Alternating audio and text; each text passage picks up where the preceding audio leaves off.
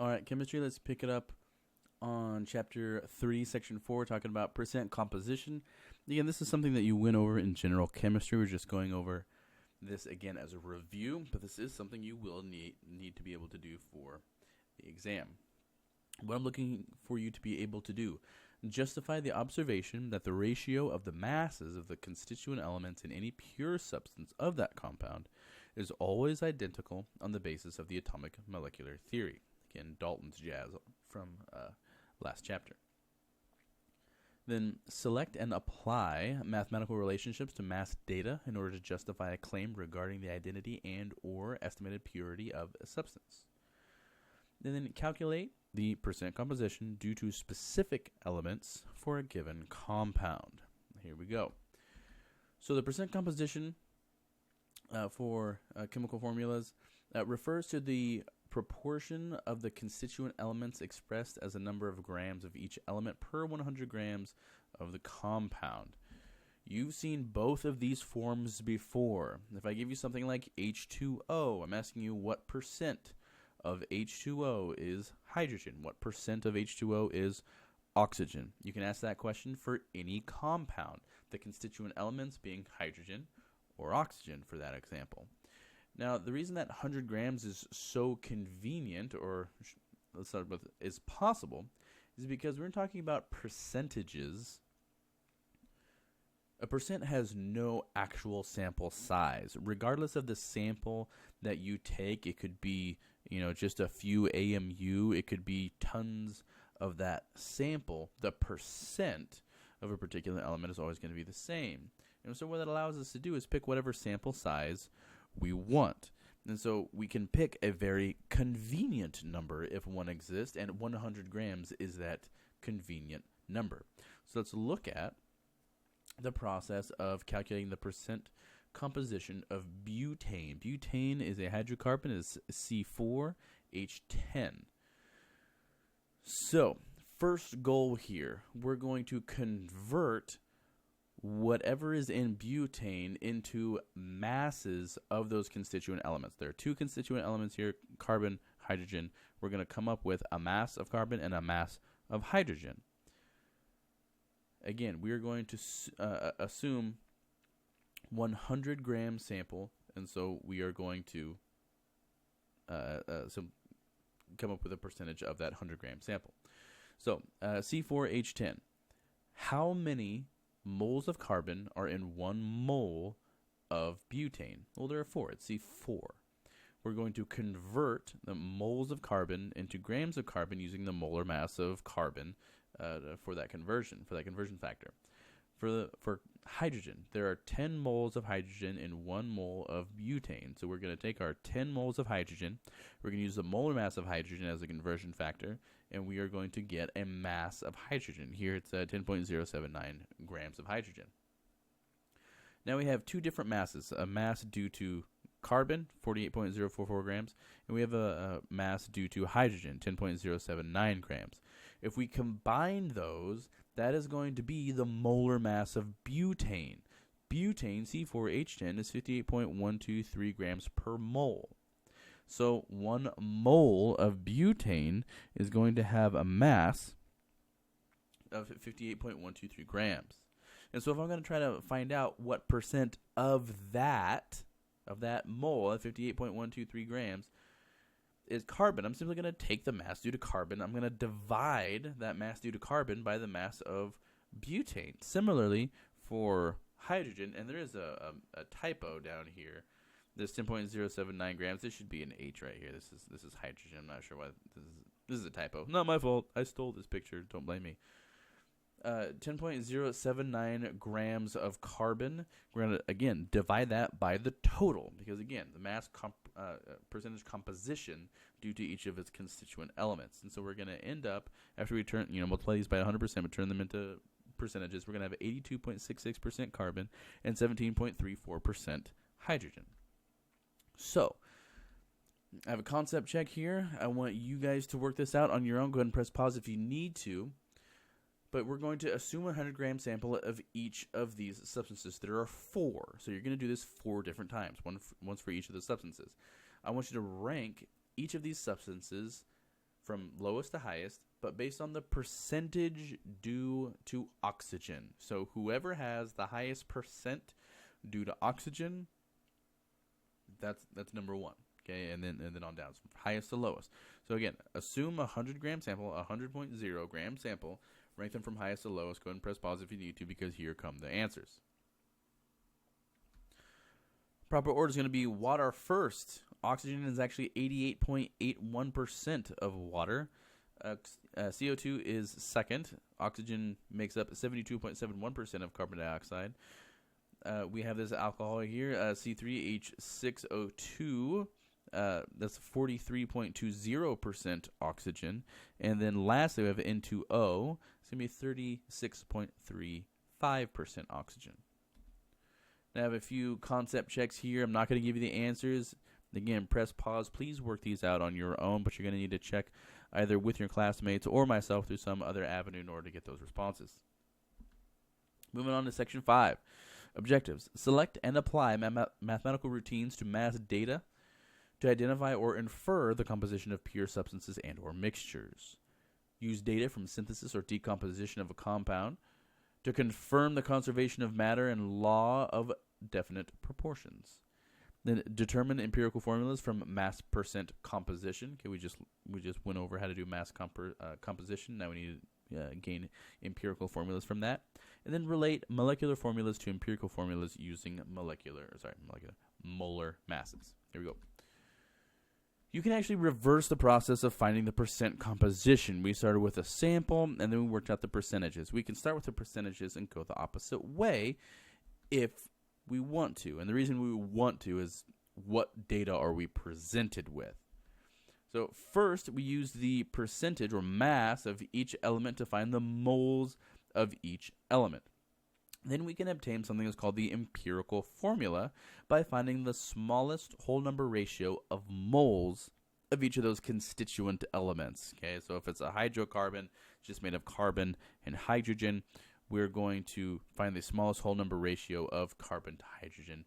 It doesn't actually have to be what the molecular formula is. It's just the smallest whole number ratio. And we're going to find the whole number ratio by dividing each number of moles by the smallest number of moles. Now when we get to an example, I'm sure you'll remember what I mean.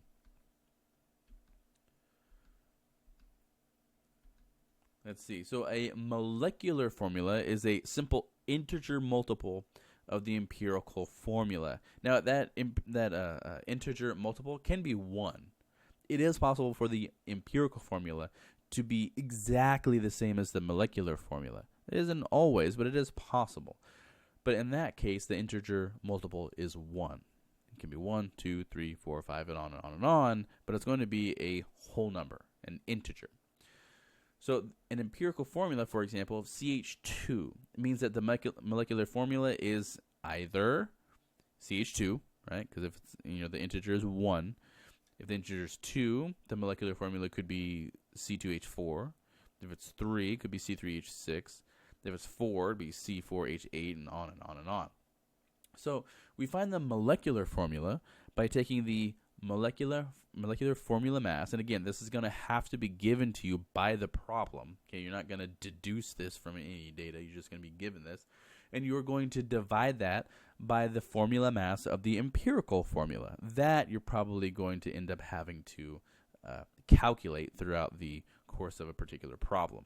And when you divide these two masses, you're going to get something that is going to be incredibly close to a whole number, an integer.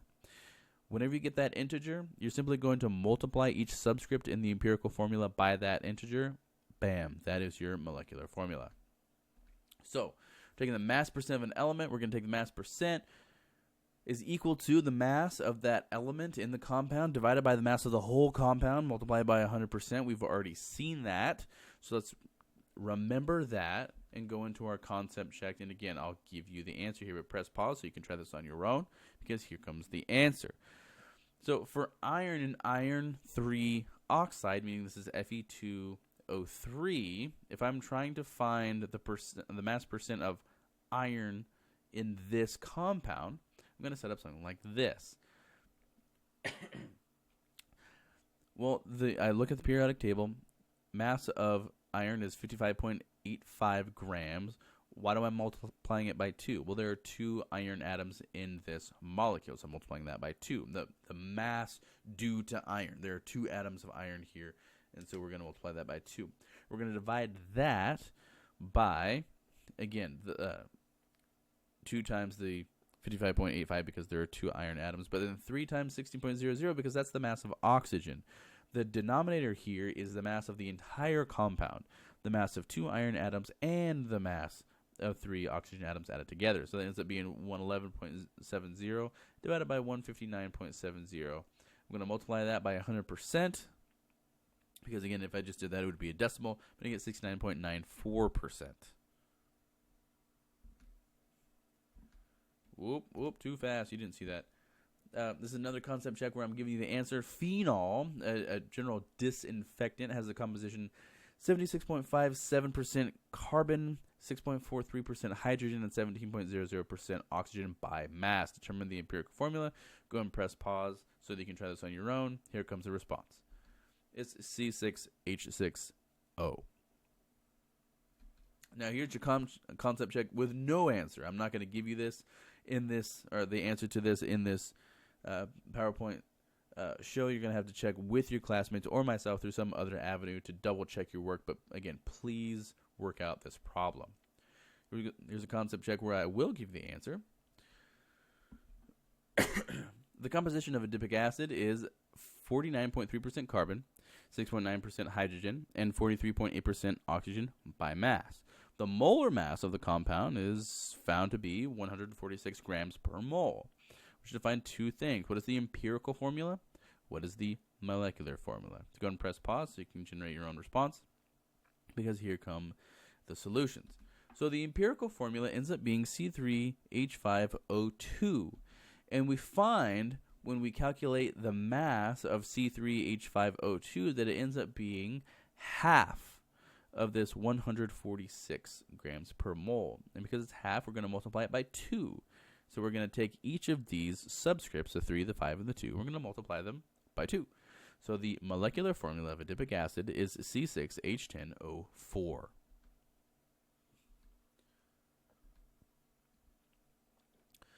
So we're going to move on to section 5, determining the formula of a compound from analysis. Okay, we've gotten general data, but we do want to talk about how exactly this data is generated. Now, we're not going to do this in class, but this is how it happens in industry. Elemental analysis is one method of determining empirical formula in the laboratory. This method is used primarily for simple organic compounds, things that are just made of carbon, hydrogen, oxygen. There are plenty of other organic compounds, but they're not quite simple. Things that have nitrogen or phosphorus or maybe some other halogens that make it a little bit more complicated. But the simple organics they're generated using combustion analysis. So the organic compound is burned in oxygen, pure oxygen. The products of combustion, you remember from general chemistry, are going to be carbon dioxide and water.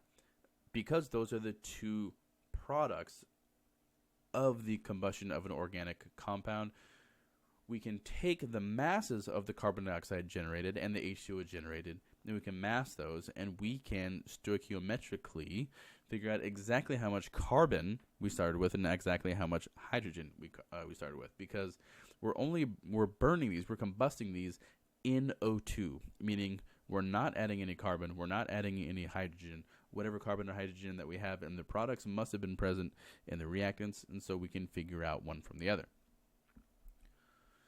So this is a generic mock-up of one of these combustion chambers. We have the sample that we're trying to figure out what it is. We're going to burn that in a furnace. We're going to use certain compounds to separate these different products out. So again, we're burning it in steam or oxygen gas, producing water. Okay, and that's going to be absorbed. Something like magnesium perchlorate, and then whatever's left from that is actually going to be absorbed by the NaOH, the sodium hydroxide. And so we have the ability to figure out exactly how much water is produced and exactly how much CO2 is produced.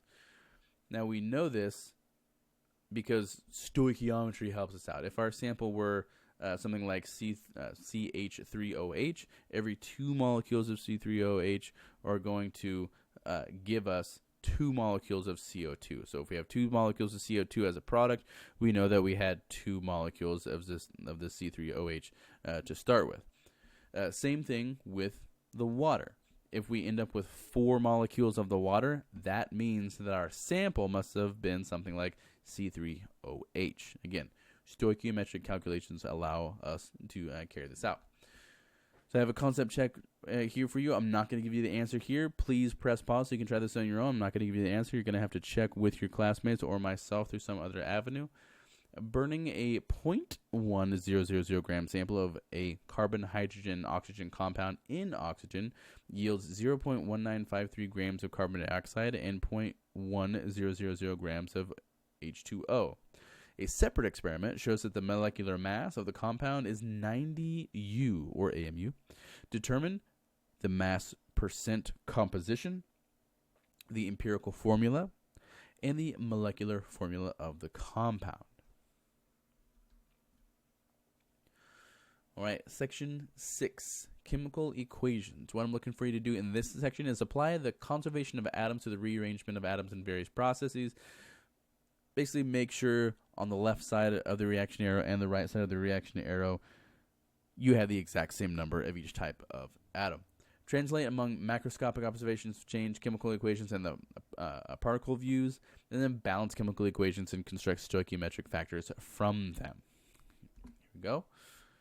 So writing chemical equations. A chemical equation is a shorthand description of a chemical reaction using symbols and formulas to represent the elements and compounds involved. Anything on the left hand of the reaction arrow is going to be considered a reactant. Anything on the right side is going to be a product.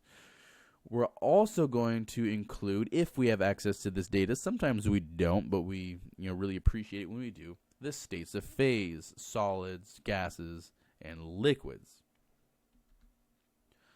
Sometimes additional information about the reaction is conveyed in the equation. These are typically going to be communicated over the reaction arrow. So this first example, we're going to react this ammonium chloride in the presence of heat. Okay, there's not a specific heat here. It simply says we're elevating the temperature. That delta means when heated, this reaction will continue. We can get even more specific than that by giving the actual temperature at which the reaction is going to be carried out, a very specific floor or base for the temperature at which the reaction will carry out. Anything below 160 degrees Celsius, this reaction will not continue.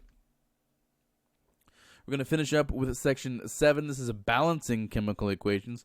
I want you to express the law of conservation of mass quantitatively and qualitatively using symbolic representations and particulate drawings.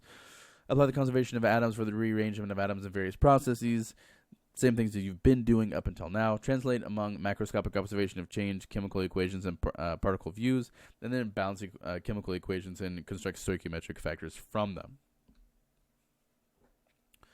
So when we have a particular chemical equation, it is completely acceptable for you to guess and check. And this is what I mean. So how can we tell that this equation is balanced or not? We're simply going to count the number of hydrogens and oxygens we have on both sides of the reaction arrow, and we're going to see that they're not the same.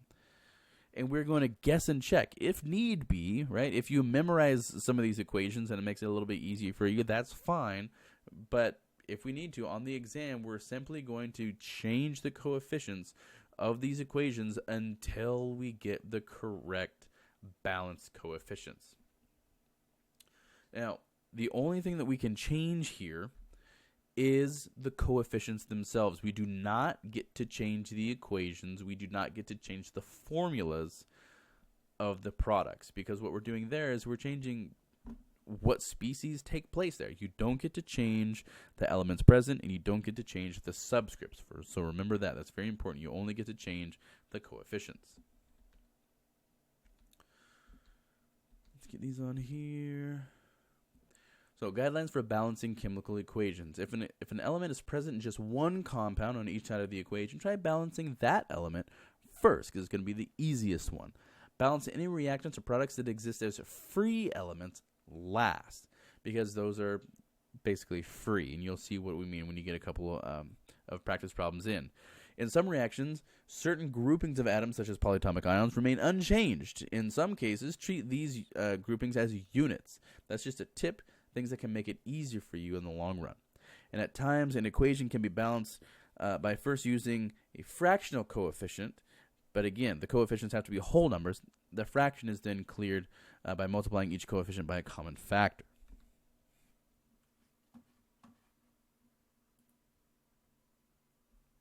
We can represent a chemical reaction at a microscopic level by showing how the atoms are being rearranged when converting from reactants to products. The image shown here represents the atomic rearrangement that occurs in the combustion reaction of methane to form carbon dioxide and water. The equation shown here is not balanced. In order to understand the balancing process, we will visualize the reactants decomposing into atoms and then reassembling into products, even though we know that reactions do not usually occur in this way. When the number of each type of atom is the same on both sides of the arrow, the chemical equation will be balanced. Here, we have added one methane molecule and one oxygen molecule to the reactants. Note that this gives us one carbon atom, 4 hydrogen atoms, and 2 oxygen atoms that can be reassembled to make products. We can form one carbon dioxide molecule from the reactant atoms. This leaves us with 4 hydrogen atoms on the reactant side and still none on the product side, so the equation is not balanced. We must add another oxygen molecule to give more oxygen atoms that can be used to assemble one or more water molecules. With 4 hydrogen atoms and 2 oxygen atoms, we can assemble 2 water molecules. We now have 1 carbon, 4 hydrogen, and 4 oxygen atoms on each side of the equation, so the mass is balanced. Thanks, Robot Lady. Let's move into a concept check with the answer. Again, I'll give you the answer here, but please attempt this on your own, so press pause if you need to. Which of the following correctly balances the chemical equation given below? There may be one or more correct balanced equations. And if the balanced equation is correct, explain what is correct about it. Meaning, if you don't decide to circle one of these equations, tell me exactly why. Here we go. Number 2, that is correctly balanced. Number 3, that is correctly balanced. And then number 4, correctly balanced. Now, if you weren't sure about number 3 because there were fractions, decimals, the 2.5 and the 0.5, that's fine. You're not quite used to it because, again, you can initially balance coefficients using fractions or decimals, but then you're going to clear them in the end. But at the end of the day, 2, 3, and 4 are actually correctly balanced. We'll finish the slideshow with a few concept checks that I will not give you the answer to unless you check with your classmates or with me and through a different avenue.